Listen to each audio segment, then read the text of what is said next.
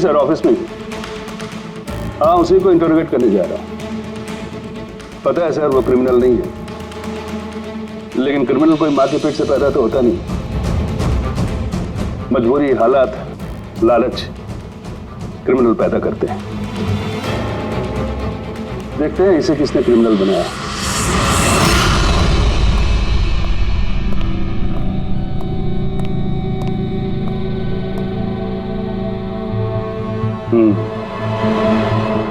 अब ये case CID नहीं, क्राइम ब्रांच को सौंप दिया गया है।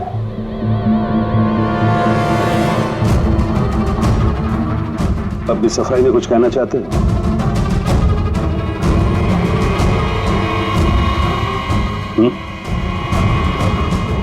मैं deputy commissioner of police Rajeev, बहुत सुना है तुम्हारे बारे में, लेकिन कभी सोचा नहीं था इस हालत में मुलाकात होगी। मैंने भी बहुत सुना आपके बारे में सर।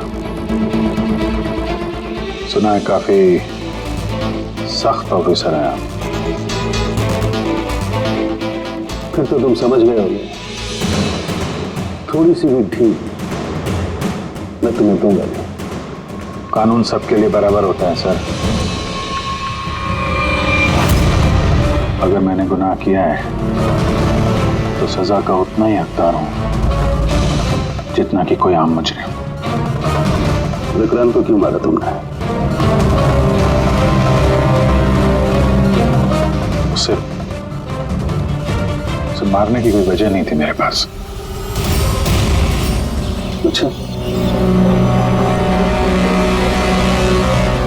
तो फिर गोली क्यों चले? पता नहीं, बस चल गई। चल गई? चल गई मतलब ट्रिगर पे उंगली रख के ट्रिगर दबाया था ना तुमने? मैं सिर्फ उसको डरा रहा था। डरा रहे थे, लेकिन तुम वहां करने क्या गए थे? पुलिस उसे कोर्ट ले जा रही थी ना?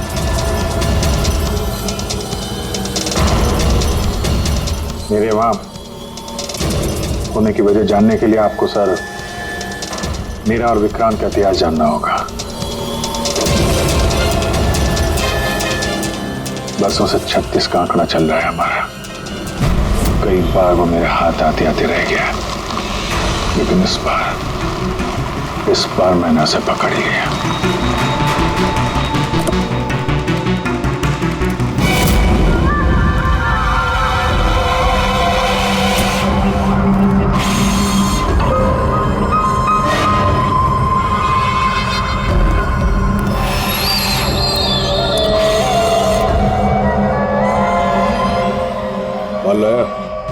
जी, आपने जितना बोला था उतना है।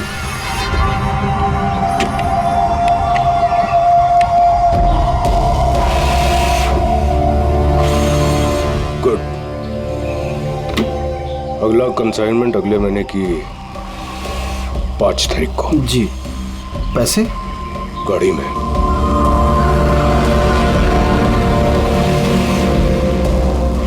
क्या बात है, इतना पसीना क्यों आ रहा है? पसीना? नहीं तो। जिस स्कूल में तुझे एडमिशन नहीं मिला था ना, उस स्कूल का हेडमास्टर था मैं। क्या छुपा रहा है? नहीं, कुछ भी नहीं। ओह, तो ये बात है। किसने भेजा? सीआईडी को बुलाया तूने? विक्रांत को धोखा देना बहुत महंगा पड़ेगा तुझे।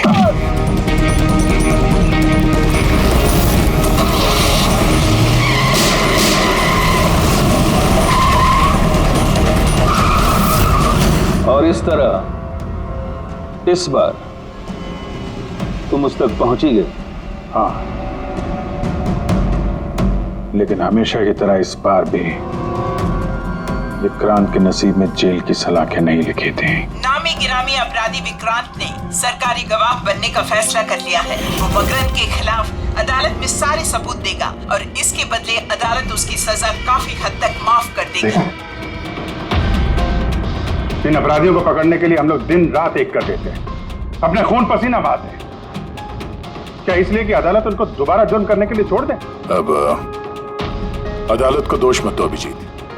वैसे भी मकरन के खिलाफ उनके पास ज्यादा सबूत थे नहीं, और हमारा काम मुजरिमों को पकड़ना है, ना कि उनकी सजा तय करना। यार तो तुमको क्या लगता है, इसको छोड़ना सही है?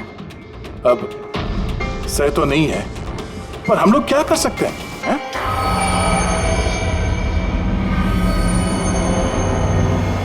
कर सकते हैं दया, बहुत कुछ कर सकते हैं। बहुत बड़े बड़े मुजरिम देखे हैं मैंने सर, पर ये विक्रांत कुछ अलग ही था। हर बार कुछ ना कुछ करके बच ही जाता। तो इस बार उसका बच निकलना तुम्हें मंजूर नहीं था, क्यों? यही बात है ना? ठीक समझा। इसलिए जब मुझे पता चला कि इस केस का इंचार्ज मेरा पुराना दोस्त मुरली है, तो विक्रांत से मिलना है मुझे। यार सिर्फ 10 मिनट। अभिजीत, तुम ये जानते हो कि ये मुमकिन नहीं है। This doesn't fit into any kind of protocol. मैं तुम्हें परमिशन नहीं दे सकता। परमिशन? वो आरती याद है तुम्हें? बीकॉम सेकेंड ईयर की स्टूडेंट, कैसे तड़पा तड़पा के मारा था उसने। किसने परमिशन दी थी उसे ऐसा करने के लिए? और वो 80 साल की बूढ़ी औरत जिसे आंख से दिखता नहीं था, उसके हाथ पांव काट दिए थे उसने। एक 8 साल के बच्चे तक को। अभिजीत, मैं उसकी पूरी केस हिस्ट्री को जानता हूं। फिर तुम ये भी जानते होगे किसी भी जेल में 15-20 दिन से ज्यादा नहीं टिकता ये विक्रांत। यार मेरा उससे मिलना बहुत जरूरी है। एक लड़की का किडनैप हो गया, पिछले 2 महीने से नहीं मिल रही है। सिर्फ विक्रांत जानता है कहां है वो। यह लड़की की जिंदगी का सवाल है, समझो यार, सिर्फ 10 मिनट। ठीक है, लेकिन सिर्फ और सिर्फ 10 मिनट। तो इस तरह तुम विक्रांत के कैंप तक पहुंचे, लेकिन तुम्हें तो सिर्फ उस लड़की के बारे में जानना था ना? ये सब कैसे हो? ये सच है सर, मैं सिर्फ लड़की के बारे में जानने गया था, मगर 5 मिनट का टाइम दे रहा हूं। दिमाग पे जोर डाल ले और अच्छी तरीके से हिला ले। आरजू कहां है? आरजू? कौन सी आरजू? किसकी आरजू? मैं नहीं जानता किसी आरजू को। वही लड़की जिसे तूने किडनैप कर रखा है। ओह सॉरी, भूल गया था। कहां रखा है उसे? जानता है अभिजीत, पिछली बार भी मैंने एक लड़की को किडनैप किया था, फिर भूल गया था। फिर अचानक 2 महीने के बाद मुझे याद आया, तो फिर जाकर देखा कि उसकी लाश कुर्सी से बंधी हुई थी और उसकी लाश पर मक्खियां भिनभिना रही थी। और अब आरजू का भी वही हाल होने वाला है। ऐसा कुछ नहीं होगा।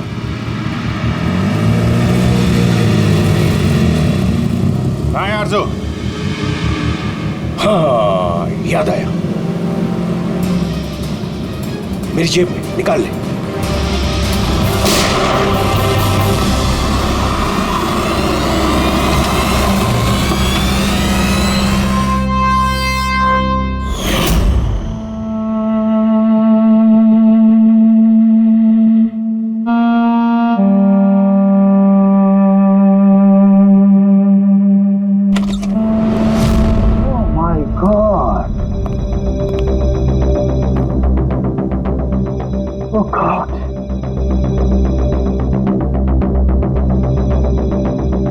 मुझे तुम जैसे जिम्मेदार ऑफिसर से ये उम्मीद नहीं थी मुरली।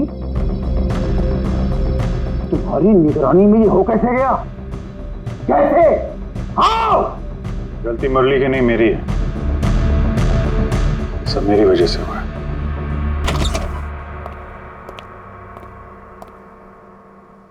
वाह वाह, क्यों एसपी साहब, बड़ा गर्व हो रहा होगा आपको। तो इतिहास में पहली बार किसी सीआईडी ऑफिसर के हाथों खून हुआ है, और वो भी एक सरकारी गवाह का। चैन साहब, आपको जो कुछ कहना है मुझे कहिए। अपराध मैंने किया है, तुमसे नहीं। एसीपी प्रद्युमन से ही बात करूंगा। क्योंकि अगर सीआईडी की नाक कटती है, फाइनली सारी जिम्मेदारी प्रद्युम्न के कंधे पर ही आती है। इसलिए तुमसे ही बात करूंगा।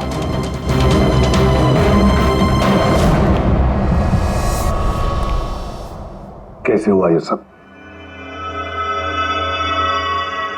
पता नहीं सर कैसे हो गया। मैं तो सिर्फ उसे गन दिखा के डरा रहा था सर। गोली चलाने का कोई इरादा नहीं था सर मेरा। अच्छा। तो तुम सिर्फ गन दिखा रहे थे, हाँ? और गन अपने आप चल गई। तुम सीआईडी ऑफिसर हो या कोई नौसिखिए? I mean amateur shooter. मैं पहला सवाल, तुम वहां गए क्यों थे? जब कानून अपना काम कर रहा था तो तुमसे किसने कहा था बीच में टांग अड़ाने के लिए? जैन जी प्लीज, आप जरा शांति से बात कीजिए। अभिजीत एक सीआईडी ऑफिसर है, कोई राह चलता आदमी नहीं। देखो, अभिजीत मेरे लिए सिर्फ और सिर्फ एक मुजरिम है, मकरंद की तरह। हाँ, वैसे कितने रुपए लिए तुमने मकरंद से विक्रांत को मारने के लिए?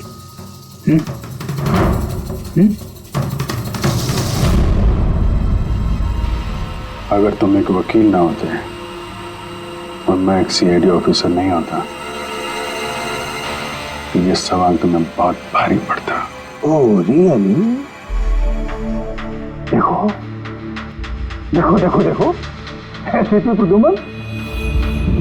इसके तेवर तो देखो, फोन करके बैठा है और मुझ जैसे लॉयर को, सीनियर लॉयर को धमकी दे रहा है। ऐसे चार्जेस लगाऊंगा साफ जन्मों तक जेल में बैठ के सोओगे। यही अब चीज हो गए तुम वहां। मानता हूं गोली चलाई मैंने सर, विक्रांत को मार दिया, लेकिन उसे मारने का कोई इरादा नहीं था मेरा। खून सिर्फ खून होता है अभिजीत, इरादा चाहे कुछ भी हो, गलत या सही कोई फर्क नहीं पड़ता। अदालत में ये सब काम नहीं आए हैं। ये प्रोसिक्यूटर, जैन, मीडिया वाले धज्जियां उड़ा देंगे तुम्हारी, धज्जियां। इस जुर्म की सजा भुगतने के लिए मैं तैयार हूं सर, लेकिन जयंत और मीडिया वाले जो मुझ पर इल्जाम लगा रहे हैं मकरंद से मिले होने का, ये मैं कभी बर्दाश्त नहीं कर सकता। अभिजीत, फिर तो तुम्हें कोई नहीं बचा सकता।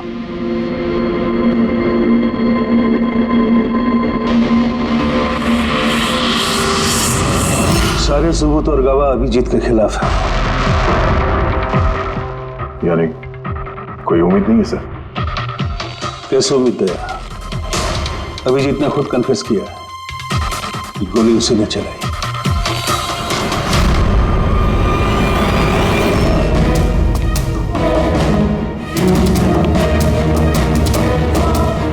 विक्रांत की मौत अभिजीत की गोली से नहीं हुई है बॉस। मतलब ये कि विक्रांत को गोली लगी है ठीक फेफड़ों के नीचे, और जब गोली फेफड़ों के नीचे लगती है तो इंसान की मौत होने में 20 से 30 मिनट लगते हैं, और विक्रांत की मौत तुरंत हो गई थी। एग्जैक्टली, इसीलिए मैं कहता हूं विक्रांत की मौत अभिजीत की गोली से नहीं हुई है, इसकी कोई और वजह है। और क्या वजह हो सकती है? उस वैन में ड्राइवर अभिजीत और विक्रांत के अलावा और कोई नहीं था। एक गोली चली, वो भी अभिजीत के गन से। उस वक्त वैन के अंदर कोई और नहीं था, और वैन के बाहर तो कोई और हो सकता है।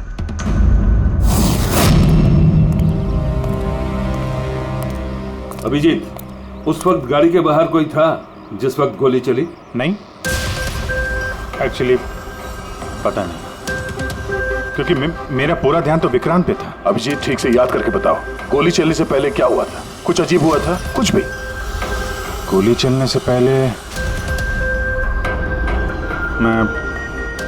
मैं विक्रांत से बात कर रहा था और हाँ, अचानक वैन को झटका लगा, गाड़ी हिल गई और विक्रांत भी थोड़ा गिर गया और मेरा भी संतुलन बिगड़ गया। और गोली चल गई। एक मिनट, झटका लगा। किस तरह का झटका? जैसे सड़क पे अचानक से कोई गड्ढा आ गया, पूरी वैन हिल गई।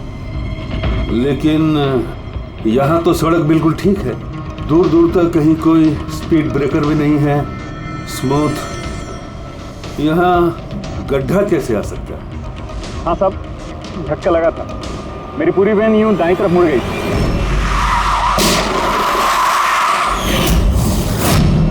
स्टीयरिंग खुद ब खुद घूम गया? हाँ साहब। ये कैसे हो सकता है? साहब ये तो मुझे भी पता नहीं चला कैसे हो गया। इससे पहले कि मैं वैन को संभाल पाता, पीछे से गोली चलने की आवाज आ गई।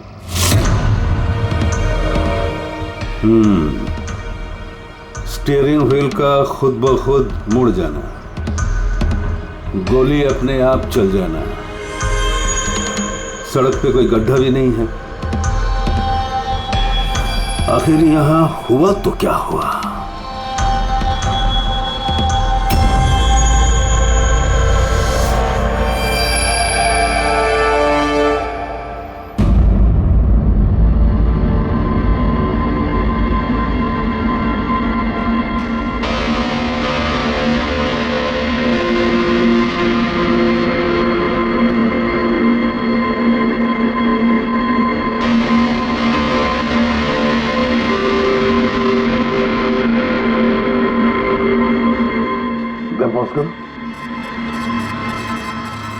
ये देखो, जब ये हादसा हुआ तो ये काली एसयूवी, ये काली गाड़ी उस वैन के बगल में से पास हुई।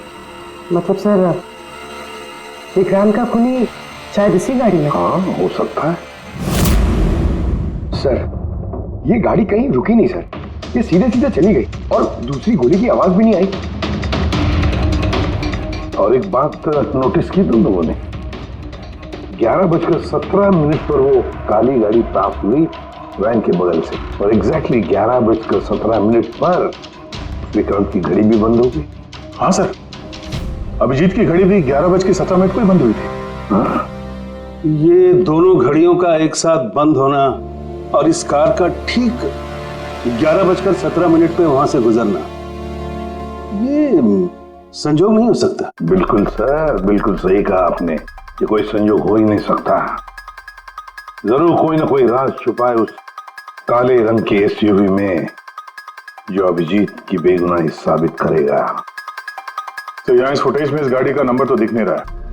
इस जगह से 5 किलोमीटर दूर सर टोल नाका है, वहां के सीसीटीवी फुटेज से शायद इस कार की डिटेल मिल जाए। हाँ।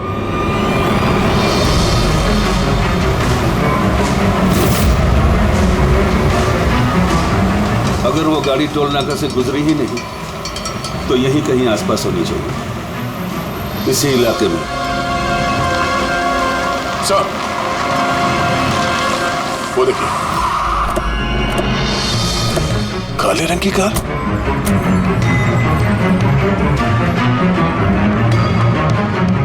Oh no.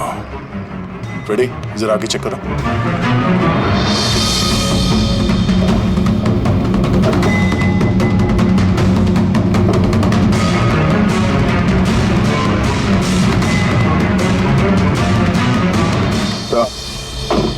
ये वही काली एसयूवी है, जला दी गई है। मतलब गाड़ी में ऐसा जरूर कुछ था जो खूनी मिटाना चाहता था। सर, ना तो नंबर प्लेट दिख रही है और ना ही चेसी नंबर, सारे सबूत मिटा दिए मुजरिम ने।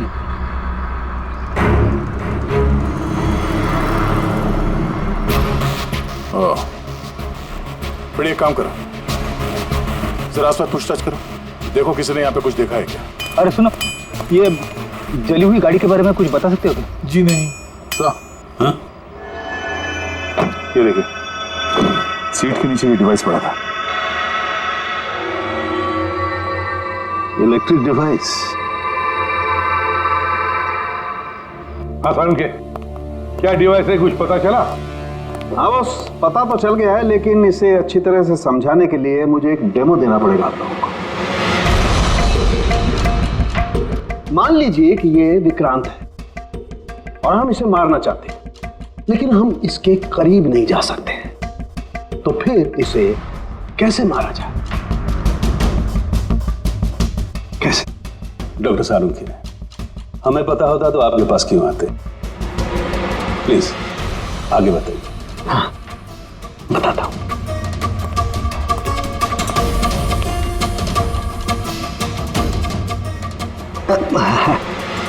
आप थोड़ा पीछे हट जाइए प्लीज। Thank you.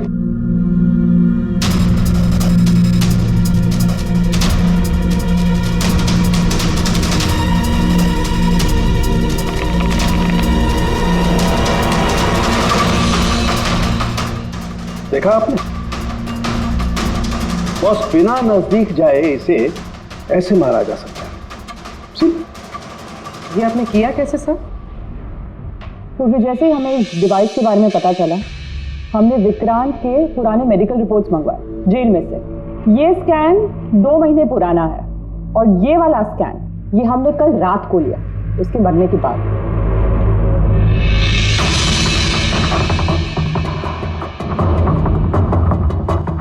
सारंगी, इस पहले वाले स्कैन में एक छोटी सी चीज अटकी हुई है वहां उसके सिर में। वही चीज इस 2 महीने बाद वाले स्कैन में शिफ्ट हुई है, हिल गई है, पीछे आ गई है। और ये छोटी सी चीज एक शार्पनेल है बॉस। यानी गोली का छोटा सा टुकड़ा। और फिर ये शार्पनेल वहां से इस तरफ शिफ्ट हो गया, जिस वजह से विक्रांत की सबड्यूरल हेमेटोमा यानी ब्रेन ब्लीडिंग की वजह से मौत हो गई। पर ये शार्पनेल अपनी जगह से हिला कैसे? उसी डिवाइस की वजह से जो हमें जलती हुई गाड़ी में से मिला। तो गोलियों के टुकड़े को हिलाने का डिवाइस ही है? सिर्फ गोलियां नहीं दया, इसने और भी बहुत सारी चीजें हिलाई, जैसे कि विक्रांत के हाथों की हथकड़ी, पुलिस वैन का स्टीयरिंग व्हील, दोनों के हाथ की घड़ी के कांटे, यहां तक कि अभिजीत की गन भी। मतलब लोहे की चीजें, तो जितनी भी लोहे की चीजें हैं वो हिल गई उस डिवाइस की वजह से। Exactly boss. और लोहे का सबसे बड़ा आशिक है मैग्नेट, चुंबक। बॉस, ये है वो चुंबक जिसके जरिए मैंने इसे उड़ाया।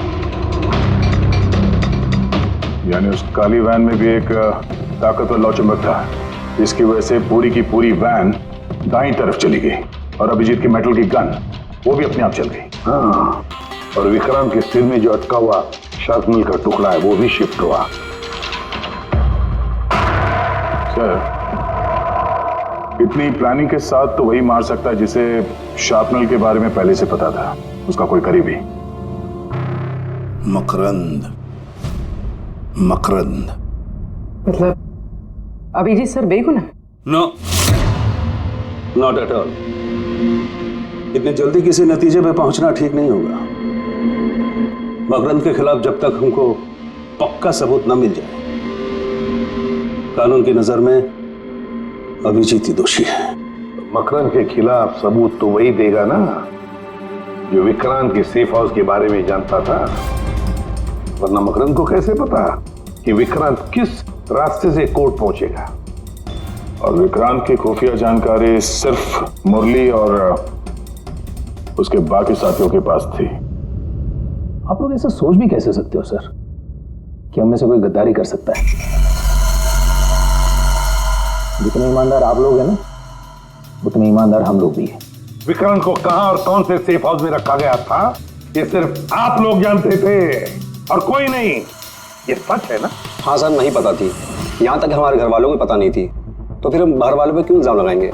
शायद पैसों के लिए किसी ने मकरंद को यह जानकारी दी हो। प्लीज साहब, हम भी पुलिस वाले हैं, जान की बाजी हम भी लगाते हैं। आप इस तरह इंफॉर्मेशन कहीं ना कहीं से तो लीक हुई है मकले। हाँ सर, एक्चुअली मैं भी वही सोच रहा हूँ, क्योंकि सेफ हाउस में 24 घंटे सीसीटीवी कैमरे लगे हुए थे, तो अगर भी कोई बाहर वाला अंदर नहीं आ सकता। क्या कहा आपने? चाहकर भी कोई बाहर वाला अंदर नहीं आ सकता? हाँ सर। झूठ! बाहर वाला कोई भी अंदर नहीं आया था। हाँ? क्यों? I am sorry sir, actually Jain ji कभी कभी आते थे। कभी कभी जैन जी आते थे? Yes sir. और कभी कभी जैन जी किस लिए आते थे? क्योंकि जैन जी मकरंद को हर हालत में जेल तक पहुंचाना चाहते थे। अच्छा, तो कहीं ये जयंती वो गद्दार तो नहीं है? वैसे भी कुछ ही दिनों में रिटायरमेंट होने वाला था, आखिरी केस था उनका। सोचा होगा संन्यास लेने से पहले थोड़े बहुत पैसे बना लो। सर, हाँ सर, वाकई जयंत ने काफी पैसे बनाए। अभी 10 दिन पहले इसने पुणे में 10 करोड़ का फार्म हाउस खरीदा है। क्या? हाँ सर, ये रहे उस पार्टी के फोटोग्राफ।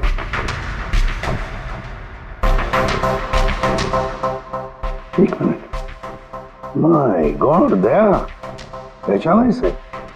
हाँ सर, ये तो जोगी है, मकरन का खास चेला।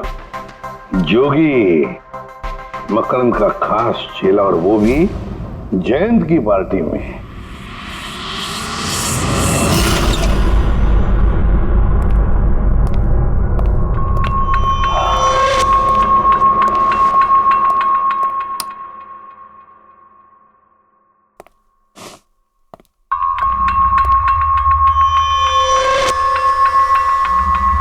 तुम यहां कैसे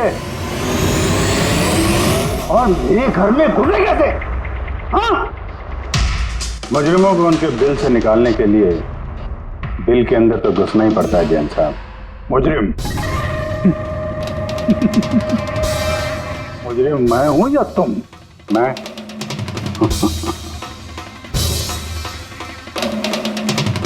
लेकिन ये तस्वीर ये कुछ और ही कहानी कह रही है।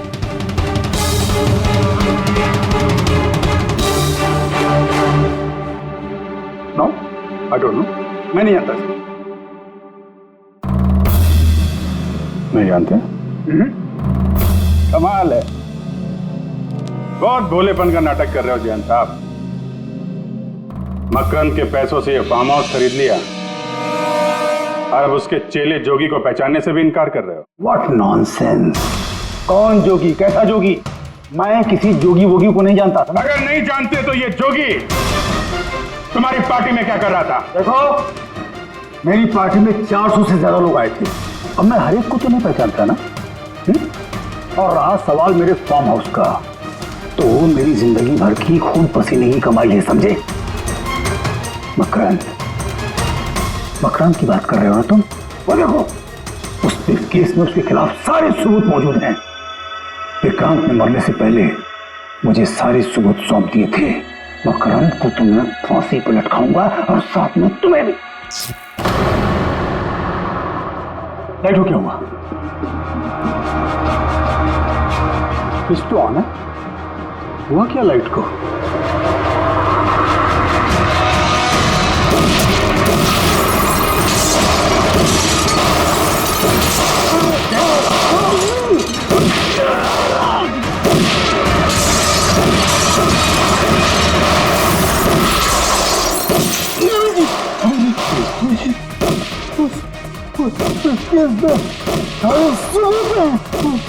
मकान के हाथ नहीं आना चाहिए। जी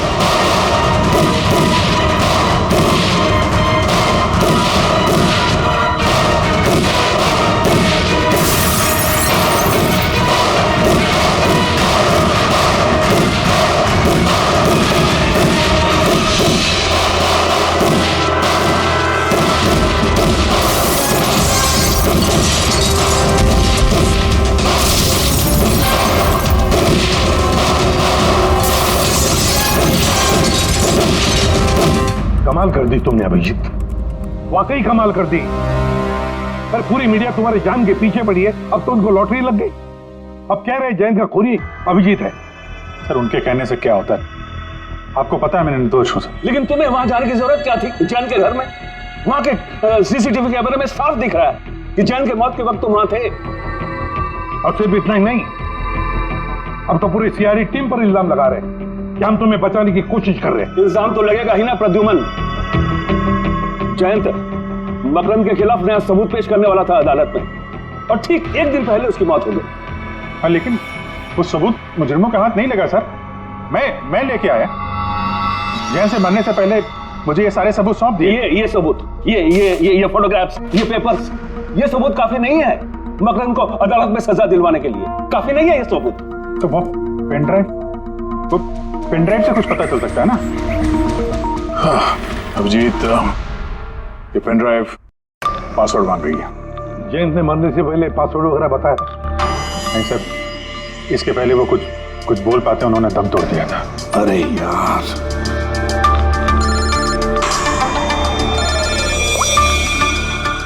हेलो, हाँ पूर्वी। अच्छा, ओके ओके, ठीक है। अच्छा, पता चल गया जोगी को जैन जी की पार्टी में कौन लेके गया था? कौन लेके गया था? खुद जैन जी की पीए सोनल।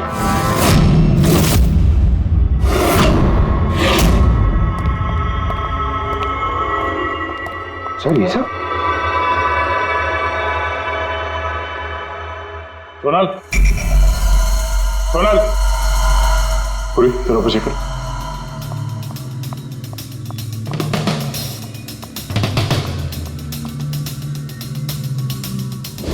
Sonal,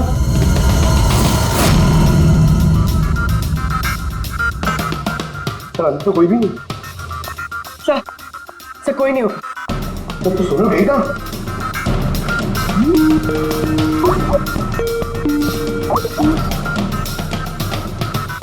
video call?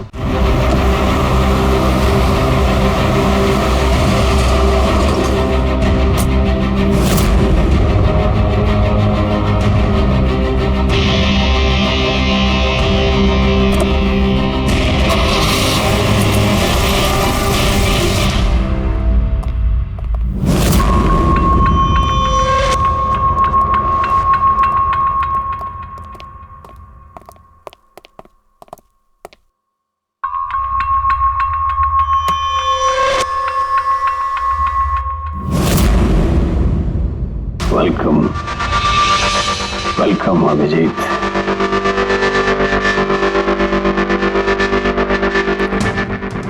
मकरंद के आशियाने में तुम्हारा स्वागत है।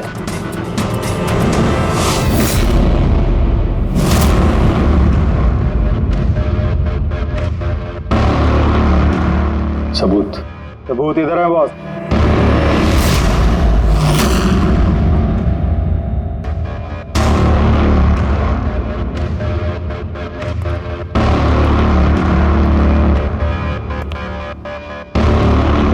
मकरंद, सबूत तुम्हें मिल चुका है, अब सोनल को जाने दो। यस। वैसे भी वो कहते हैं ना कि मरने वाले की अंतिम इच्छा अधूरी नहीं रहनी चाहिए। सोनल को बुलाओ।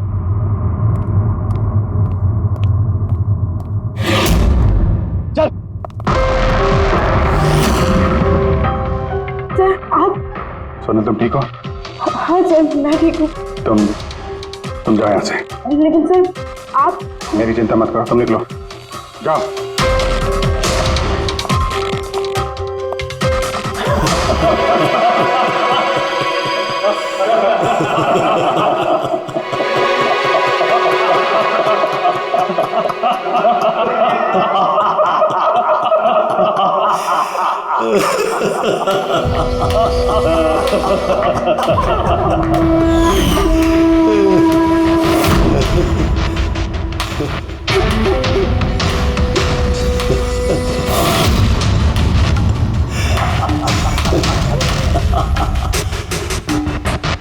सोनल, तुम भी मानते हो ना मेरे दिमाग को?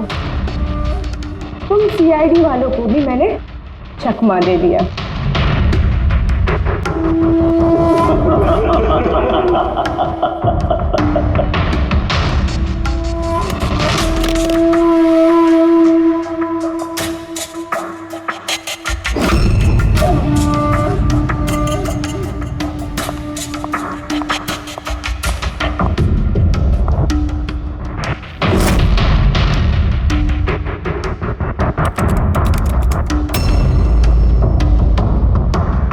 मुझे पता था जयंत यही पासवर्ड रखेगा। Makaram will die. Now, stop conversation. Start the operation.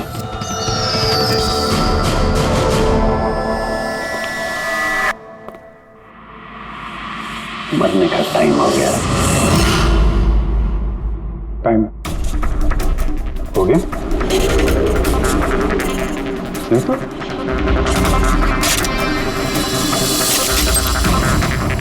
ओहो, मैग्नेट। तुम लोगों को क्या लगा चुंबक को हथियार बनाना सिर्फ तुम लोगों को आता है?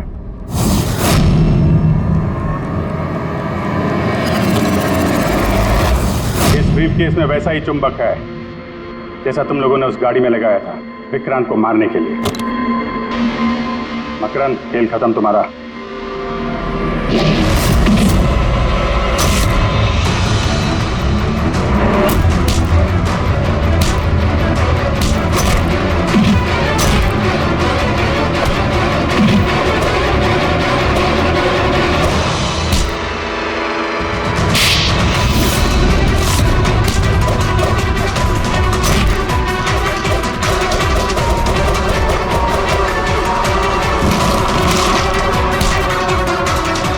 पैसों के लिए अपने बॉस को धोखा दिया?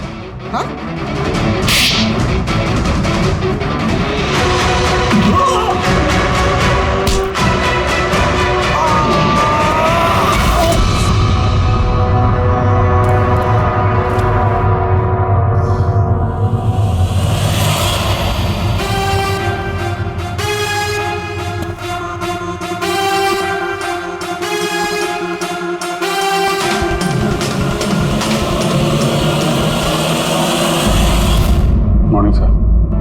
कॉन्ग्रेचुलेशन अभिजीत, फाइनली तुम पर लगे सारे इल्जाम आज धुल ही गए और एक बार फिर उसी गर्व के साथ तुम सीआईडी की ड्यूटी ज्वाइन कर सकते हो।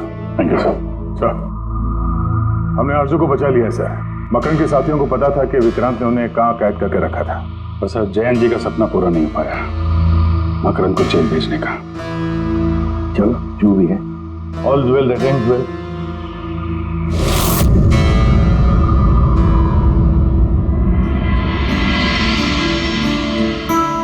संभालो अपनी अमानत को।